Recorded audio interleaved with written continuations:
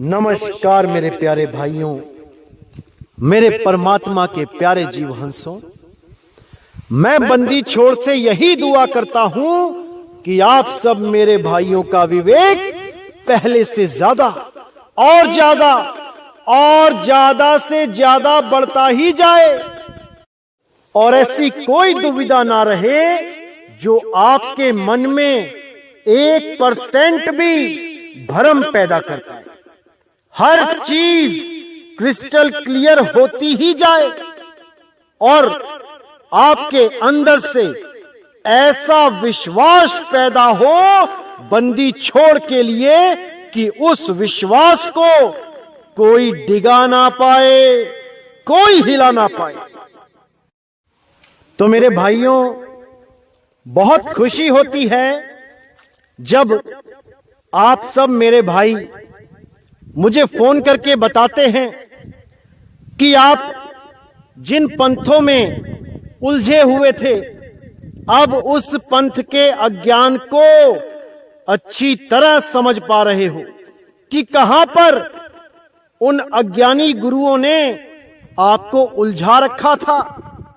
खासकर 12वें पंथ के ये जो काल के दूत हंस मुनि दूत के जो शिष्य हैं, सबसे ज्यादा जागने वालों में से यही हैं।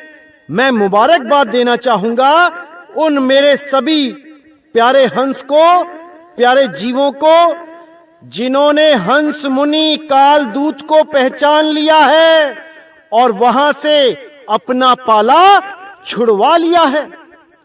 वो जान चुके हैं कि 12वें पंथ में जो काल का दूत आया था वो हंस मुनि दूत कौन था, जिसको कबीर साहब ने उसकी सही जगह पहुंचा दिया है, जेल की सलाखों के पीछे, ताकि वो और ज्यादा नुकसान ना कर पाए इन जीवों का।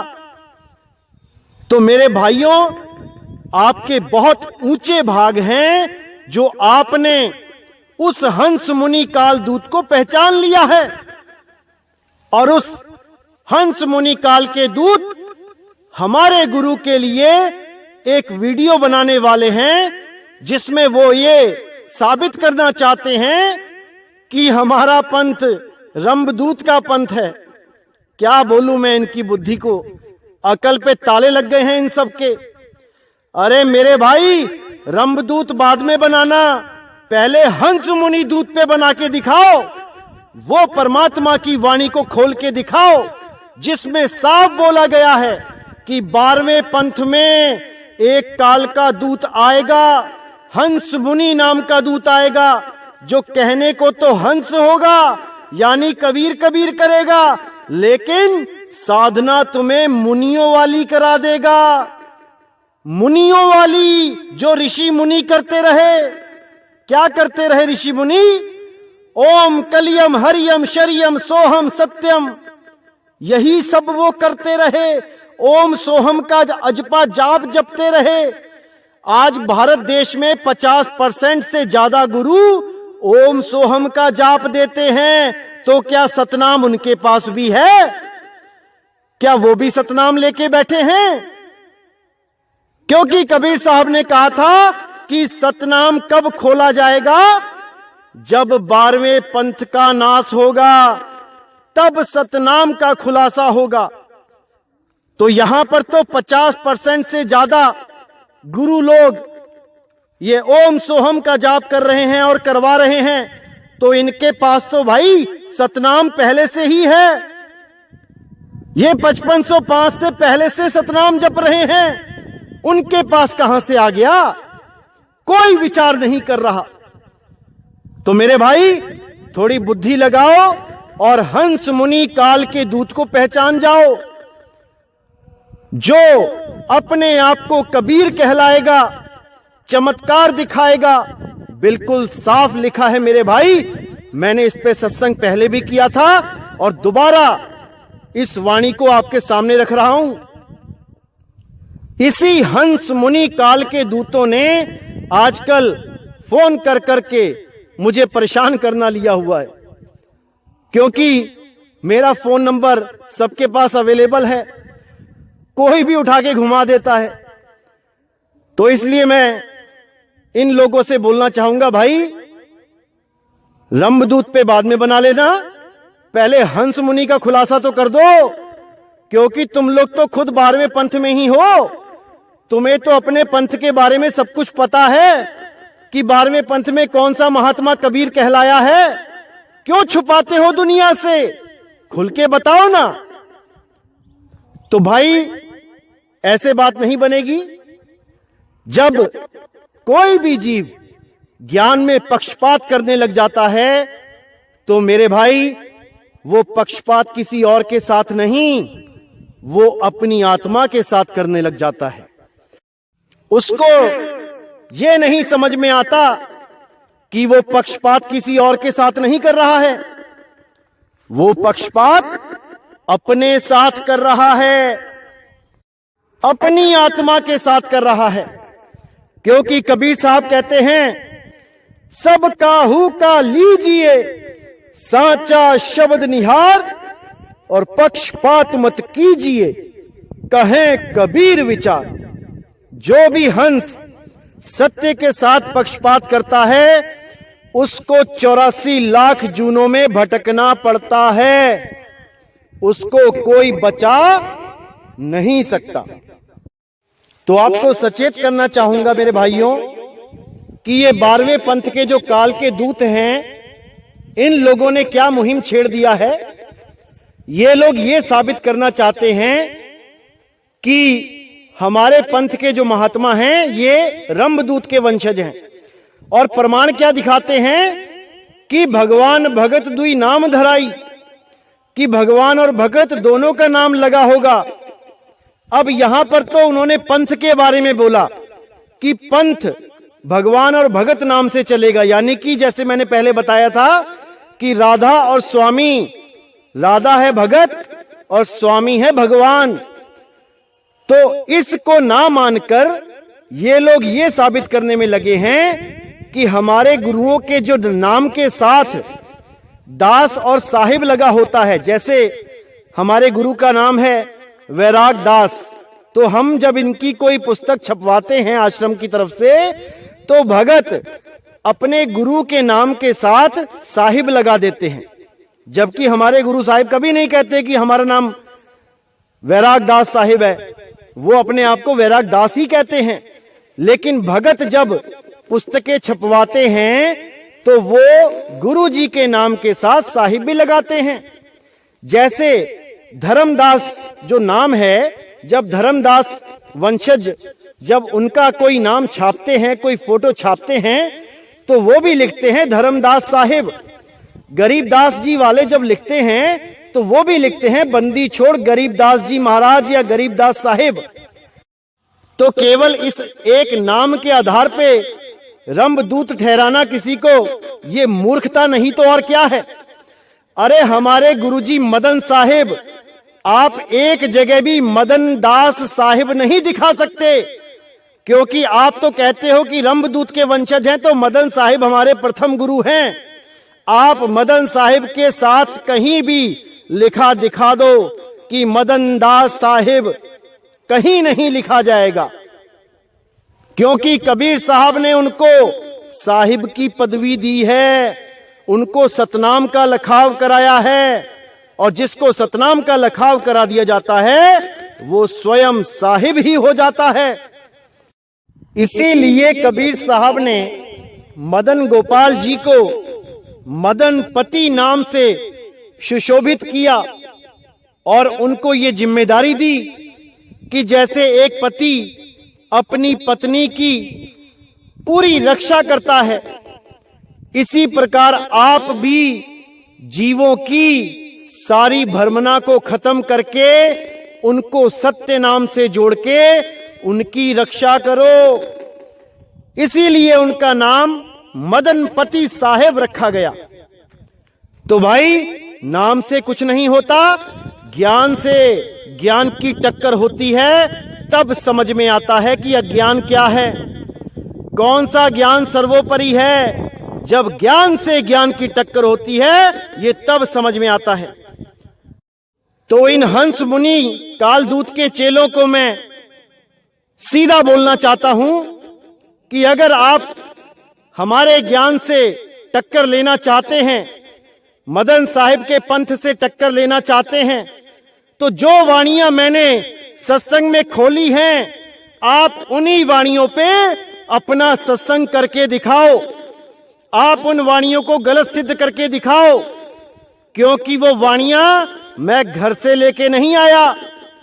वो वाणियां सारे ग्रंथों में प्रमाणित हैं। एक एक ग्रंथ प्रमाणित है, जिसमें कबीर सागर, बीजक, गुरु ग्रंथ साहब, ऐसे अन्य ग्रंथों की वाणियां शामिल हैं। और आज भी जो मैं जिस वाणी पे सत्संग करने जा रहा हूं, वो भी कबीर शब्दावली प्रमाणित ग्रंथ है। आज के ही सत्संग के ऊपर आप सत्संग करके दिखाओ, तब दुनिया जानेगी कि आपके पास मूल ज्ञान है। अन्यथा आप केवल और केवल 52 अक्षरों में स्वयं भी उलझे हुए हो और अपने भक्तों को भी उलझा के उनका जन्म खराब करने के लिए आए हो। तो मेरे भाई, पक्षपात करना छोड़ दो और केवल सत्य का साथ दो। अगर सत्य का साथ दिया, सत साहिब तभी बचाएंगे, अन्यथा 184 में भटकना पड़ेगा मेरे भाई, भटकना पड़ेगा। तो इसलिए मैं कहना चाहूंगा कि बिल्कुल पक्षपात मत करो और केवल वाणियों को समझो कि बंदी छोड़ कबीर साहब हमें क्या समझाना चाहते थे और इन अधूरे गुरुओं ने हमें क्या समझा डाला।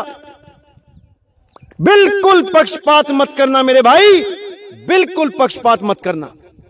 और बताना चाहूंगा, जो कालिंजर जिसको ये मदन साहिब के साथ जोड़ रहे हैं, वो कालिंजर वन को, भाई वो कालिंजर गढ़ लिखा है, गढ़, वन नहीं लिखा है। कालिंजर वन मतलब होता है कालिंजर का जंगल, और गढ़ कालिंजर होता है एक स्थान, कोई शहर, कोई गांव या कोई किला, उसको बोलते हैं। जैसे हमारे यहां सुंदर वन है, जो एक जंगल का नाम है, और सुंदर नगर है, जो एक शहर का नाम है।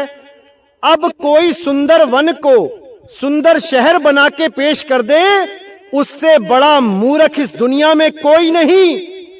गढ़ कालिंजर रोपा थानो, गढ़ कालिंजर का मतलब होता है कालिंजर गांव या कालिंजर शहर या कोई कालिंजर गढ़ यानी किला, और कालिंजर वन वो भाई बिल्कुल अलग होता है। तो इसीलिए मैं आप सबका विवेक जगाना चाहता हूं कि ये काल के दूत पूरा जोर लगा देंगे एड़ी चोटी का, आपको भ्रमित करने के लिए। लेकिन आपने भ्रमित नहीं होना है मेरे भाइयों, नहीं होना है। जो भी काल का दूत रंभदूत के ऊपर वीडियो बनाता है, आप उससे सबसे पहले ये पूछो कि हंस मुनि कालदूत कौन है, क्योंकि मेरे भाई आपकी आत्मा है। अगर आपने परख नहीं करी, खोजबीन नहीं करी, तो हंस मुनि काल के दूत के हाथों तुम्हारा शिकार हो जाएगा। इसलिए मेरे भाई, कहीं भी कोई वीडियो देखते हो जो रंभदूत के ऊपर बनाई गई है और जो मदन साहिब को उसके साथ जोड़ा जा रहा है, उन लोगों से ये जरूर पूछो कि हंस मुनि काल का दूत कौन है। देखो कैसे सांप सूंघ जाएगा उन लोगों को, बोलती बंद हो जाएगी, आवाज नहीं निकलेगी, क्योंकि वो उसी काल दूत के सेवादार हैं, जो आप लोगों को काल के मुंह में ले जाने के लिए ये तरह तरह के वीडियो बनाते हैं, तरह तरह से आपको भ्रमित करते हैं। ये वही काल के दूत हैं। इसलिए मेरे भाई, अगर आपने अपना भला चाहा है, तो आप इनसे जरूर पूछो कि वो 12वें पंथ में हंस मुनि काल का दूत कौन है, उसका नाम बताओ, उसके लक्षण बताओ, जरूर पूछो मेरे भाइयों। तो आज का सत्संग शुरू करते हैं। बहुत प्यारी वाणी है और अगर इस वाणी को आपने समझ लिया तो कोई भी हंस मुनि काल के दूत का चेला आपको भ्रमित नहीं कर पाएगा मेरे भाइयों, नहीं कर पाएगा। और सबसे पहले मैं बताना चाहूंगा, इसी हंस मुनि काल के दूत का एक चेला क्या कहता है कि देखो ये नितिन दास अपने सत्संग शुरू होने से पहले कहता है, माला फेरू ना हरि भजूं, मुख से कहूं ना राम, मेरा हरि मुझे भजे, मैं पाऊं विश्राम। देखो ये हमें भटकाना चाहता है, ये हमें प्रभु के नाम से तोड़ना चाहता है। नाम नहीं जपेंगे तो शुद्ध कैसे होंगे? अरे मेरे भाई, ये वाणी नितिन दास की नहीं है, ये वाणी सतगुरु बंदी छोड़ कबीर साहिब की है और ये मूल वाणी है, मूल। इस वाणी को समझना तुम जैसों के बस की बात नहीं है मेरे भाई। इसके लिए बहुत ज्यादा उच्च लेवल का विवेक होना पड़ता है। अगर वो विवेक नहीं है तो तुम जैसे लोग इस वाणी को भी गलत साबित करने में लग जाते हैं, जो बिल्कुल निरर्थक है। ये कबीर साहब की वाणी है, भला हुआ मेरी माला टूटी, मैं राम भजन से छूटी, मेरे सिर से टली बला। आप इसको गूगल पे सर्च भी कर सकते हैं और आप इस वाणी को भी सर्च कर सकते हैं कि माला फेरू ना हरि भजूं, मुख से कहूं ना राम, मेरा हरि मुझे भजे और मैं पाऊं विश्राम। ये कबीर साहब की वाणी है, ये वो कह रहे हैं, मैं नहीं कह रहा हूं। तो ऐसे काल के दूतों से मेरे भाइयों बच के रहना है, बच के, जय बंदी छोड़ के। तो क्या कहती है वाणी? साधो एक आप जग माही, दूजा कर्म भरम है कृत्रिम, ज्यों दर्पण में छाही। कितना क्लियर बता दिया साहिब ने यहां पे कि इस दुनिया में केवल एक अखंडी आत्मा ही सारी लीलाएं कर रहा है। साधो एक आप जग माही, वो अपने आप ही सारे जगत में व्याप्त है, चेतन सत्ता के साथ व्याप्त है। सारी लीलाएं वही कर रहा है, वही अखंडी राम घट घट में बोल रहा है, वही राजा वही प्रजा बन के बैठा है, वही वैद्य वही रोगी होके बैठा है, वही गुरु वही चेला होके बैठा है, वही आत्म राम सारे जगत में घट घट में व्याप्त है। दूजा कर्म भरम है कृत्रिम, उसके अलावा यानी उस आत्म राम के अलावा कुछ भी दूजा जो भी है वो कृत्रिम है। कृत्रिम यानी नकली, चाहे वो कोई शरीर हो, चाहे वो मन हो, चाहे वो 5 तत्व, 10 इंद्रियां, 3 गुण या 52 अक्षर हो, ये सब कृत्रिम है। कृत्रिम, नकली। कैसा नकली? ज्यों दर्पण में छाही, जो दर्पण में छाही यानी जैसे एक कुत्ता अपनी परछाई दर्पण में देखता है और सोचता है कि सामने कोई दूसरा कुत्ता आ गया। क्यों सोचता है? क्योंकि वो अपने निज रूप को नहीं पहचान पाता और वो यही समझता है कि इस शीशे के अंदर कोई और कुत्ता है, इसीलिए वो भौंक भौंक के मर जाता है, उसको कोई बचाने वाला नहीं है। इसी प्रकार ये सूरत अपने मूल शब्द को ना पहचानने के कारण, अपने निज नाम को ना पहचानने के कारण कभी शरीरों में उलझ जाती है, कभी मंत्रों में उलझ जाती है, कभी तंत्रों में उलझ जाती है, कभी 5 तत्व 3 गुण 25 प्रकृति मन माया इसमें उलझ जाती है। ये अपने निज स्वरूप को नहीं जान पाती, ये परछाई को ही सत्य मानती रह जाती है। इसीलिए साहिब ने बोला कि दूजा कर्म भरम है कृत्रिम, यानी आत्म ज्ञान को छोड़ के अगर आप कोई भी दूजा कर्म भरम कुछ भी करते हो, कोई पूजा पाठ करते हो, कोई देसी घी की ज्योत जगाते हो किसी फोटो के आगे जो स्वयं जड़ है, उस फोटो को गिराओ, टेढ़ा करो और देखो क्या सुबह तक वो उठती है? अरे जो फोटो अपने आप उठ नहीं सकती, तुम उसके आगे देसी घी जलाते हो, शर्म आनी चाहिए। वही देसी घी तुम अपने बच्चों को दो, उन गरीबों को दो जिनके नसीब में दूध तक नहीं है। अगर तुम 100 ग्राम घी उनको दे दोगे, वो तुम्हें दिल से दुआएं देंगे। और तुमने उस 100 ग्राम घी का अगर एक फोटो के आगे जला के स्वाहा कर दिया, तो परमात्मा तुम पर कभी खुश नहीं होगा। तुमने खाने वाली वस्तु का सत्यानाश कर दिया।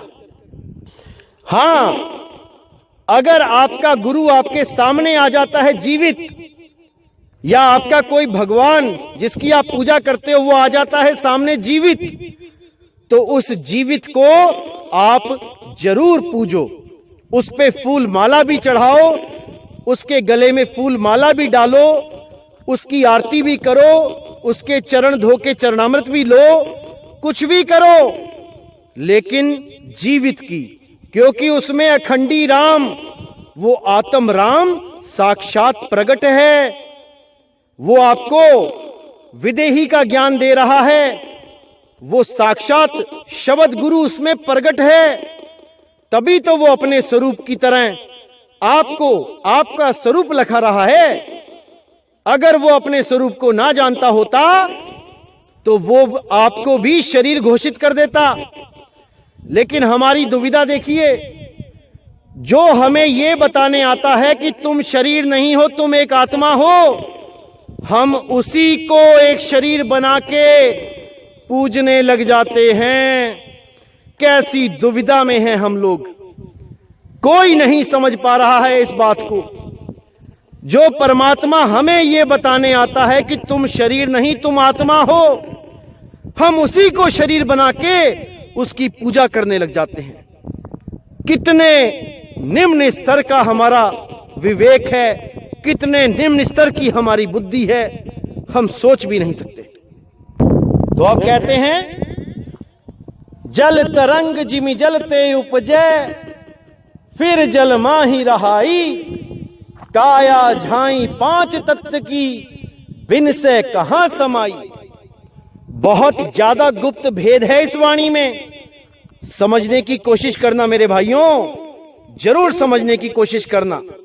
तो क्या कहते हैं, जल तरंग जिमि जलते उपजे, यानी जैसे समुद्र एकदम शांत होता है और उस शांत समुद्र के ऊपर जब लहरें चलती हैं तो आप उन लहरों को गिन सकते हो कि कितनी लहरें चल रही हैं, लेकिन वो लहरें होती हुई भी वो जल की ही तरंग है, वो जल ही है।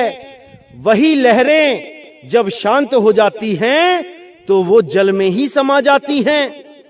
इसी प्रकार ये जो सूरत है ये शब्द से ही निकली है, और जब इसको शब्द भेदी गुरु मिल जाता है, इसको वापस घर जाने का रास्ता बता देता है, तो ये सूरत शब्द में ही विलीन हो जाती है। जिसके लिए बोला गया है सूरत समाए शब्द में, वाको काल ना खाए। जिसकी भी सूरत शब्द में लीन हो जाती है उसको काल नहीं खा सकता, और जिसकी सूरत तंत्रों में, मंत्रों में, फोटो में, अगरबत्ती में, धूप में, देसी घी में, व्रत में, उपवास में, तीर्थ में, मूर्त में, पाथर में, इनमें उलझी रहती है, उनको दोबारा इस दुनिया में आना पड़ता है, बार बार जन्म लेना पड़ता है, बार बार मरना पड़ता है। अनंतों जन्म अनंतों मौत उनका इंतजार कर रही होती हैं। इसीलिए हमें ऐसा गुरु चाहिए जो हमारी सूरत को शब्द गुरु में विलीन कर दे। इसी के लिए बोला काया झाई पांच तत्व की। जो काया है वो झाई है, परछाई है किसकी? पांच तत्व की। बिन से कहां समाई। आज आपकी सूरत इन पांच तत्वों में खेल रही है, लेकिन जब ये पांच तत्व खत्म हो जाएंगे, नष्ट हो जाएंगे, तुम्हें देह छोड़नी पड़ेगी, तब तुम्हारी सूरत कहां जाएगी मेरे भाई? विचार करो। जो गुरु लोग इसी काया में ध्यान लगवाते हैं, कोई नाक पे ध्यान लगवाता है, कोई नाभि में ध्यान लगवाता है, कोई त्रिकुटी में ध्यान लगवा रहा है। अरे भाई अभी तो लगा रहे हो क्योंकि जीवित हो, क्योंकि शरीर में हो। जब ये शरीर छूटेगा तब तुम्हें बाहर निकाला जाएगा, तब कहां जाओगे मेरे भाई? विचार करो कहां जाओगे। इसीलिए साहिब ने बोला है काया झाई पांच तत्व की, बिन से कहां समाई। जब ये बिनस जाएगी तब तुम कहां रहोगे? अभी विचार नहीं किया तो मेरे भाई अंत समय दुखदाई होगा। क्योंकि साहिब ने बोला है शब्द न बिन से देही, कहें कबीर हम शब्द सनेही। कि मैं उस शब्द की बात करता हूं भाई जो कभी बिनसता नहीं है। मैं उन शब्दों की बात नहीं करता जो इस काया के द्वारा उत्पन्न होते हैं और काया खत्म होने के साथ ही वो भी खत्म हो जाते हैं। मैं उस राम नाम की बात नहीं करता जो मुख के द्वारा जपा जाता है। मैं उस राम की बात करता हूं जो सूरत के द्वारा अनुभव किया जाता है। वो शब्द गुरु ही असली राम है। उसी को शब्द स्वरूपी राम कहते हैं मेरे भाई, उसी को शब्द स्वरूपी राम कहते हैं। तो कहते हैं या विधि सदा देह गति तब की, या विधि मन ही विचारी, आया होए न्याय करी न्यारो, परम तत्व निर्वारी। यानी साफ बोल दिया कि या विधि सदा देह गति सबकी, यानी इस देह की जो गति होगी यानी नाश होगा वो सबका होगा, किसी एक के लिए नहीं बताया जा रहा है। सबकी देह का नाश होगा, तब कहां समाओगे? या विधि मन ही विचारी। अपने मन में विचार करो कि जब मौत आएगी, जब तुम्हें शरीर से बाहर निकलना पड़ेगा, तब कहां जाओगे? आया हो न्याय करी न्यारी, परम तत्व निर्वारी। यानी इस देह में रहते हुए तुम अपनी सूरत का न्याय करो। उस न्यारी जगह के बारे में देखो, जानो, जहां पर तुम रह सकते हो बिना देह के। उस विदेह अवस्था में रह सकते हो। कैसे रह सकते हो? परम तत्व निर्वारी। उस परम तत्व का निवेड़ा कर लो मेरे भाई, निवेड़ा कर लो। क्या है परम तत्व? जिसका कभी नाश नहीं होता, जिसके लिए साहिब ने बोला नाम ये नामी सदा सत्य है, दूजा तत्व न कोई, कहें कबीर सुनो भाई साधो, भटक मरो मत कोई। तो साहिब ने साफ बोला कि नाम अनाम है, वही परम तत्व है, वही शब्द गुरु है, वही बंदी छोड़ है। उसी को जानना है। उसी नाम अनाम को सत्य नाम कहते हैं। सत्य नाम, जिसको सत्य नाम वाहे गुरु भी बोला जाता है। सतनाम ओम सोहम नहीं है मेरे भाई, नहीं है। ओम सोहम तो काल के नाम है, अक्षर पुरुष के नाम है, जिसके लिए गरीबदास जी ने बोला था ओम सोहम में है ध्रुव पर लादा, ओम सोहम वाद विवादा। उन्होंने ये नहीं बोला कि ओम सोहम सतनाम है, उन्होंने बोला ओम सोहम वाद विवादा। यानी कि कोरी बकवास है, वाद विवाद है। समझ जाओ मेरे भाइयों, इसको समझ जाओ।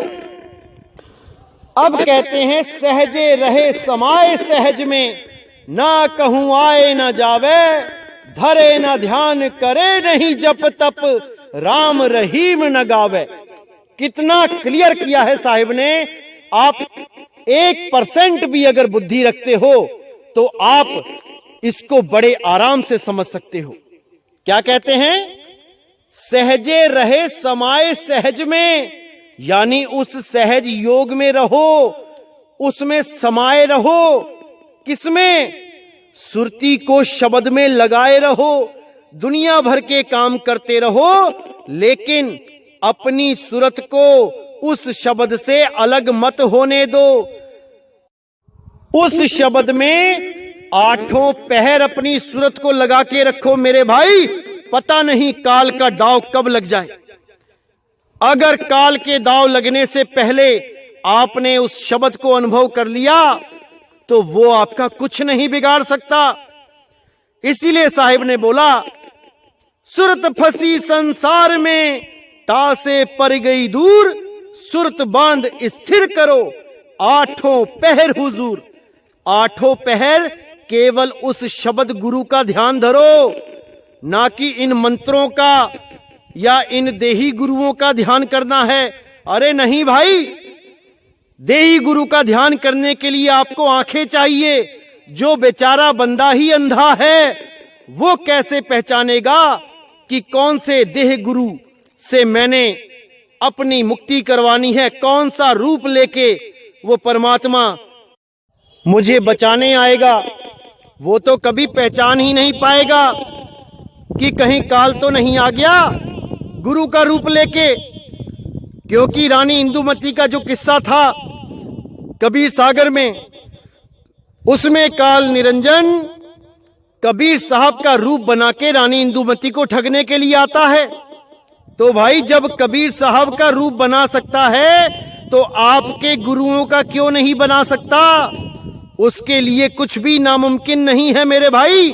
3 लोक में वो कुछ भी कर सकता है।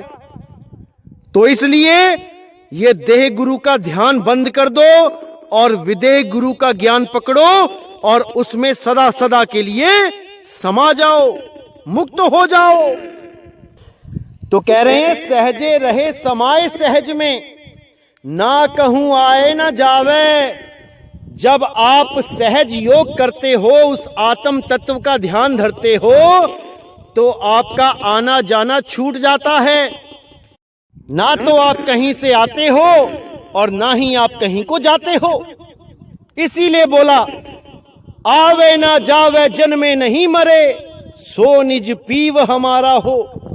वो ना तो खुद आता जाता है और ना ही वो आपको आने जाने देता है। उस अटल पद में सदा सदा के लिए स्थित कर देता है। इसीलिए बोला गया, ना कहीं आना ना कहीं जाना, आपे में आप समाना, आपे में आप समाना। यानी अपनी सूरत को अपने में ही समेट लो तो आप इस दृश्य रूपी संसार से सदा सदा के लिए मुक्त हो जाएंगे, हमेशा हमेशा के लिए मुक्त हो जाएंगे। दृष्टा भाव खत्म करने के लिए आपको अपना निज स्वरूप जानना पड़ेगा, तभी बात बनेगी मेरे भाई, तभी बात बनेगी। अगर आपने निज स्वरूप जान लिया तो समझ लो आपकी अवस्था वैसी ही हो जाएगी जैसे एक कुत्ता अपनी परछाई को देख के नहीं भौंकता है, वो कभी नहीं मरता। वो जानता है कि ये परछाई है, ये नकल है, असली चीज तो शीशे से बाहर है, वही मेरा निज स्वरूप है। वो परछाई को निज स्वरूप नहीं बोलता। इसी प्रकार आप भी जब अपने निज स्वरूप को जान जाते हो तब आप समझ जाते हो कि मैं शरीर नहीं हूं, मैं एक आत्मदेव हूं। और गीता में भी साफ बोला गया कि आत्मा को कोई काट नहीं सकता, कोई जला नहीं सकता, कोई सुखा नहीं सकता, कोई भिगा नहीं सकता। आप सदा सदा के लिए आत्मदेव हो जाते हो। अब आपको किसी प्रकार की कोई चिंता नहीं रहती। इसीलिए बोला गया कि आत्मज्ञान बिना नर भटके, कभी मथुरा कभी काशी, जल में मीन प्यासी, मोहे देखत आवे हांसी, मोहे देखत आवे हांसी। तो आगे कहते हैं, धरे ना ध्यान करे नहीं जप तप, राम रहीम ना गावे। यानी धरे ना ध्यान, कहां पे नहीं ध्यान धरना है? इस देह में, क्योंकि जितने भी योगी हुए हैं ये सब के सब इसी देह में ध्यान धरते हुए मारे गए, जन्म बर्बाद करके चले गए। इस काया में ध्यान नहीं धरना है, केवल शब्द में सुरत संभालनी है, शब्द का सिमरण करना है, शब्द को याद करना है, ना कि कोई जाप करना है। तो यहां साफ बोल दिया, धरे ना ध्यान करे नहीं जप तप, कि कोई भी जप और तप नहीं करना है, कोई जाप नहीं करना है। कोई कहे कि ओम कलियम हरियम शरियम करो, मत करो। कोई कहे कि श्वासों में अजपा जाप ओम सोहम करो, मत करो। कोई कहे कि ओम सोहम सत कबीर रटो, मत रटो। ये सब छोड़ दो मेरे भाई, केवल और केवल सार शब्द को ग्रहण करो। सार शब्द ही मुक्ति का दाता है। इसीलिए साहिब ने बोला है, तंत्र मंत्र सब झूठ है, इनमें ना उलझे कोई, सारे नाम जाने बिना कागा हंस ना होए, कागा हंस ना होए। कि ये जितने भी मंत्र इंसानों के द्वारा बनाए गए हैं, इन सबको त्याग दो, और जो स्वयं से ही प्रकाशित है, जो सदा सदा अटल अविनाशी है, उस नाम का सिमरण करो, जिसको सत्य नाम बोला जाता है। एको सत्य नाम कर्ता पुरुष, वो सतनाम ही कर्ता पुरुष है। आप कबीर साहब की फोटो कहीं भी देखोगे पुराने ग्रंथों में, उनकी फोटो के साथ सत्य नाम लिखा होता है। वो उनका गुप्त नाम है, वो सत्य नाम एक कोड है। उस कोड को खोलना सबके बस की बात नहीं है मेरे भाई, इन काल दूतों के बस की बात नहीं है। ये सतनाम को भी खोलेंगे तो काल का ही नाम बता के खोलेंगे कि सतनाम में ओम और सोहम आता है, काल का अक्षर पुरुष का नाम आता है। इनकी बुद्धि पे जो पत्थर पड़े हैं, मैं क्या बोलूं। तो मेरे भाई, सतनाम क्या है, इसको अच्छी तरह समझ लो। सत्य नाम है सार, बूझो संत विवेक करी, उतरो भव जल पार, सतगुरु का उपदेश यही कि सतनाम ही सार है, और बाकी जितने नाम हैं वो असार हैं, असार। उनको त्याग दो। सतगुरु ऐसा चाहिए जैसे सूप सुहाए, सार सार तो गही रहे, थोथा दे उड़ाए। सार सार गही रहे मतलब सत्य नाम को गही रहे, क्योंकि सत्य नाम है सार, सत्य नाम है सार। इसीलिए बोला गया, सत्य नाम को सिमर के तर गए पतित अनेक, ते ही कारण नहीं छोड़िए सत्य नाम की टेक। उस परमात्मा सतगुरु बंदी छोड़ सत्य नाम की टेक मत छोड़ना। ये कोई काल का नाम नहीं है, ओम सोहम नहीं है जो उसकी टेक लगानी है, उस काल निरंजन की। मेरे भाई, सत्य नाम है सार। ये कबीर सागर का पहली लाइन है, पहली लाइन। और ये अज्ञानी जीव पहली लाइन ही नहीं समझ पाए कि क्या कहती है, और बन बैठे ज्ञानी। परमात्मा ही बचाए ऐसे काल के दूतों से। तो मेरे भाइयों, अच्छी तरह समझना है जो बताया जा रहा है।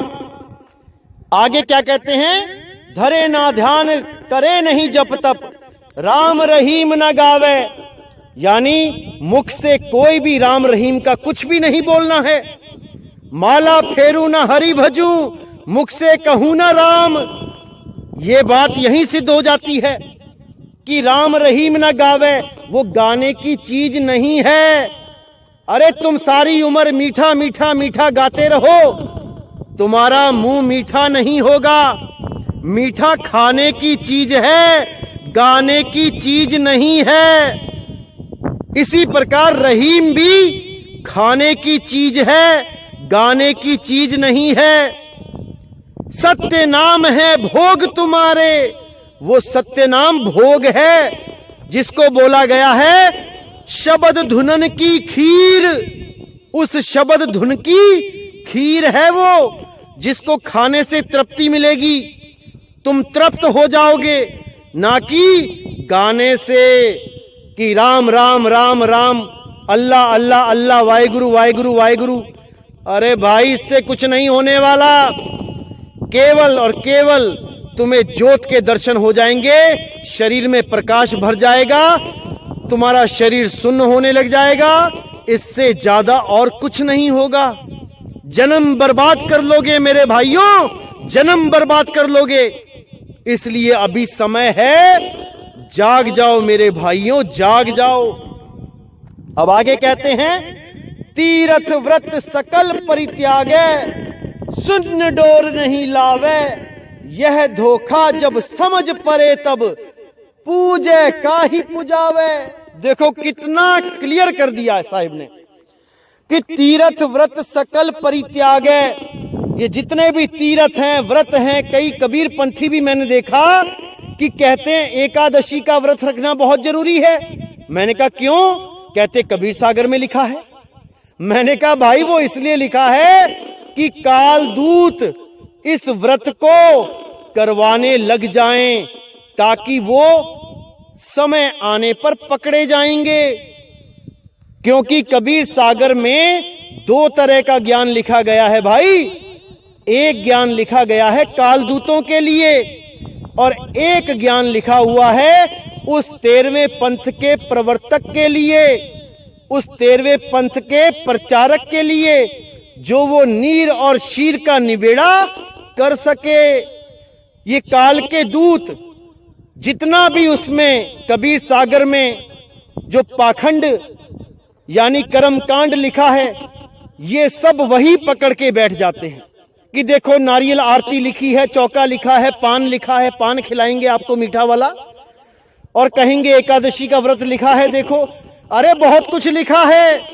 ये इसीलिए लिखा गया था ताकि ये काल के दूत इसको सुना सुना के लोगों को भ्रमित करेंगे, और जब असली ज्ञान सामने खुलेगा तो ये सब के सब पकड़े जाएंगे। तो कहते हैं तीरथ व्रत सकल परित्यागे, सुन्न डोर नहीं लावे। जो सुन्न की एक धुन हो रही है उस पे ध्यान ना धरे, सुन्न में ना जाए, सुन्न समाधि को त्याग दे।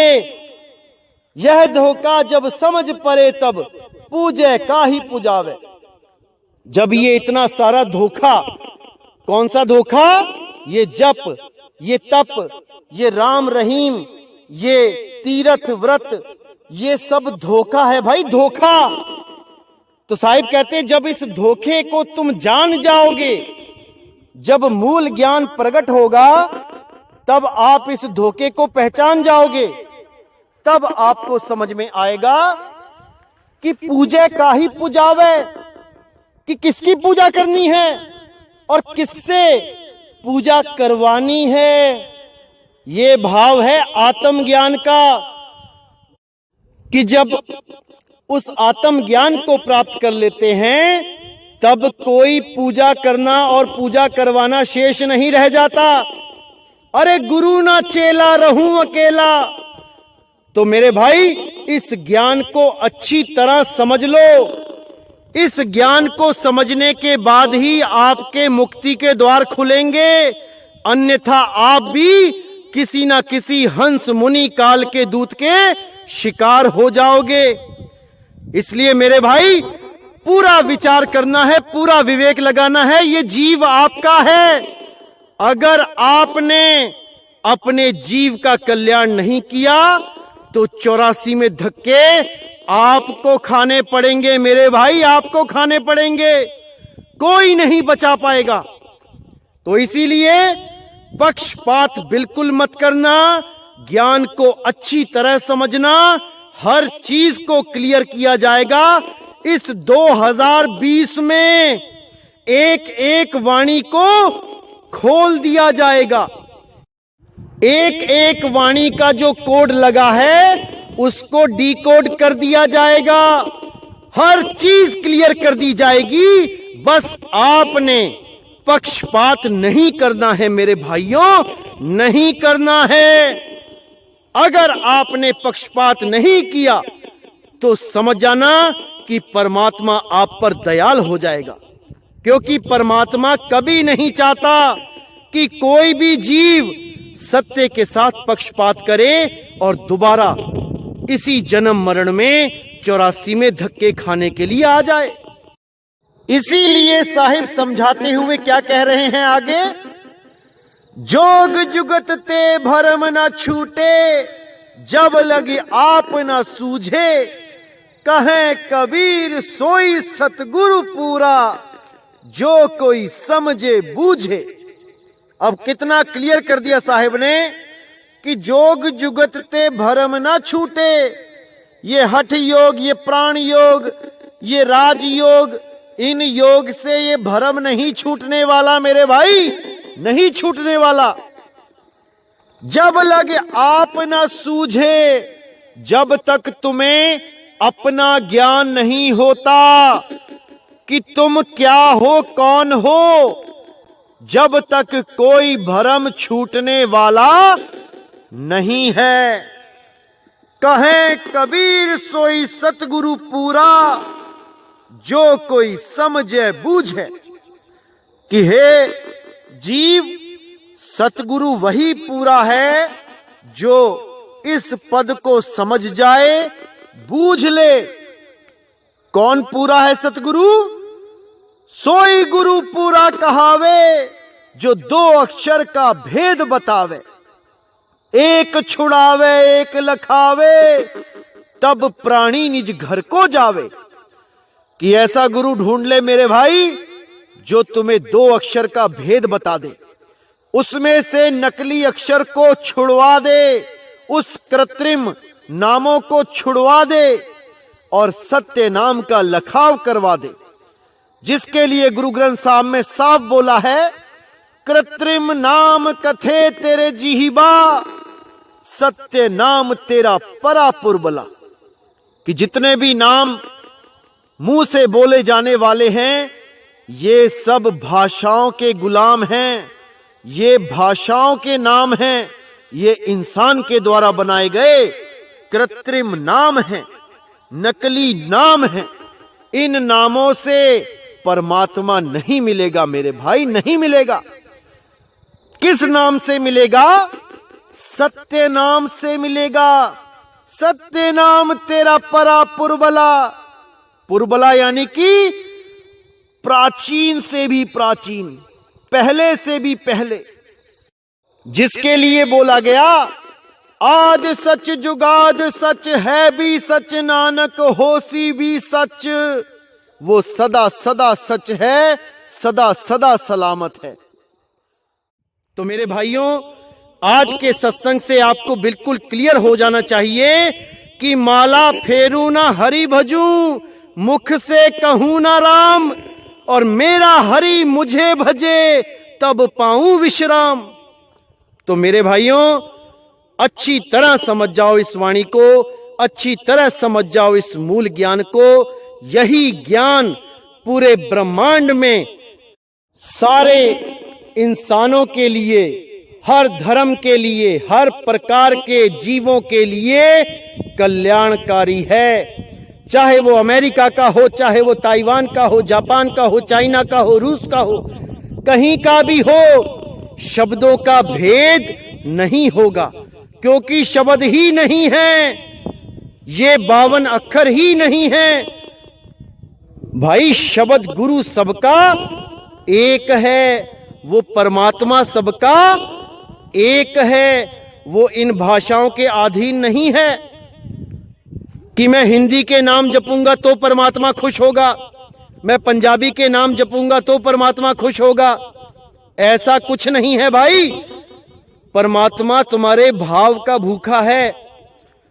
तुम्हारी सूरत जब उसको याद करेगी, वो तुम्हारी भाषा सुने बिना तुम्हें बचाने आएगा। जैसे उस हाथी ने याद किया जिसका पैर पकड़ लिया था मगरमच्छ ने, कौन सी भाषा में उसने याद किया होगा? तो भाई भगवान को आना पड़ा उसे बचाने। इसी प्रकार जब कोई जानवर किसी गड्ढे में गिर जाता है तो क्या वो पुकार नहीं करता? तो क्या वो फरियाद नहीं करता? अरे उसको तो कोई भाषा नहीं पता, फिर कैसे भगवान उसकी सुन लेता है?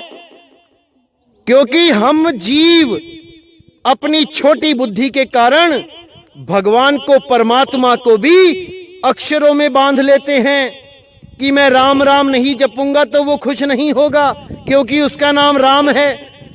मैं कबीर कबीर नहीं करूंगा तो वो खुश नहीं होगा क्योंकि उसका नाम कबीर है। अरे नहीं मेरे भाई, ये सारे नाम इंसानों ने दिए हैं, ये सारे नाम इंसानों की उपज है, परमात्मा का कोई नाम नहीं है। गुरु गोविंद सिंह ने 1000 नाम लिखने के बाद उसको अनामी बोल दिया कि उसका कोई नाम नहीं है, तुम 1000 छोड़ो, करोड़ों नाम लिख दो। इसीलिए साहिब ने कहा, कोटि नाम संसार में इनसे मुक्ति ना होए, और गुप्त नाम सतपुरुष का बूझे बिरला कोई। कि तुम ये 5, 7, 10 नाम छोड़ो, करोड़ों नाम जप लो, करोड़ों, तब भी तुम उसको खुश नहीं कर पाओगे, क्योंकि वो केवल और केवल निशब्द के द्वारा प्राप्त किया जाता है। वो निशब्द, नितत्व, अखंड नाम, अबोल नाम, अचल नाम जब तक आपको नहीं मिलता तब तक आप उस परमात्मा को प्राप्त नहीं कर सकते।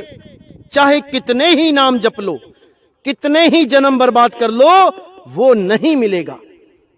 तो मेरे भाई अच्छी तरह विचार करो कि क्या करना है, क्योंकि एक जन्म मिला है, आपको बार बार नहीं मिलेगा। पूरा विवेक लगा दो, पूरा, कि क्या समझाया जा रहा है। अगर नहीं भी समझ आता तो आप बार बार इसको सुने ताकि आपको हर चीज क्लियर होती चली जाए। तो मेरे भाइयों, अगला सत्संग बहुत जल्दी आएगा और आपसे मैं फिर कहना चाहता हूं कि जो भी रंभदूत की आप कहीं भी वीडियो देखें, आप कमेंट में जरूर लिखें कि हंस मुनि के बारे में बताओ। देखना ये कैसे बगले झांकेंगे, कैसे मुंह छुपाते फिरेंगे। तो इसी के साथ दोस्तों मुझे विदा करो। जय गुरु बंदी छोड़ वैराग साहिब, जय गुरु बंदी छोड़ साधु शरण साहिब, जय गुरु बंदी छोड़ बाबा नानक साहिब, मेरे गुरु अमरदास जी, मेरे रविदास जी महाराज, मेरे धर्मदास जी महाराज, मेरे पलटू जी, मेरे संत भीखा जी। जय जय सतगुरु बंदी छोड़ सतगुरु सत्य कबीर साहिब की सदा ही जय हो, सदा ही जय हो मेरे मालिक की साहिब बंदगी सतनाम। और बहुत से मेरे भाई मुझे फोन और मैसेज करते हैं ये पूछने के लिए कि कौन सी कबीर साहब की कौन सी पुस्तक, कौन सा ग्रंथ पढ़ा जाए, कहां मिलेगा। क्योंकि कई शहरों में कबीर सागर, कबीर मंसूर आदि ग्रंथ नहीं मिल पाते हैं।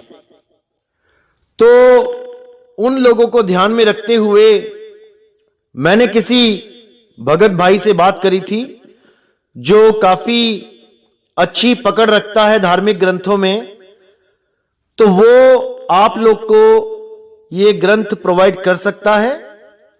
आप लोग उसका नंबर लिख लें या व्हाट्सएप पे भी उसको आप कांटेक्ट कर सकते हैं। उस भाई का नंबर है, ये व्हाट्सएप नंबर है, आप व्हाट्सएप कर सकते हैं उनको 8630882431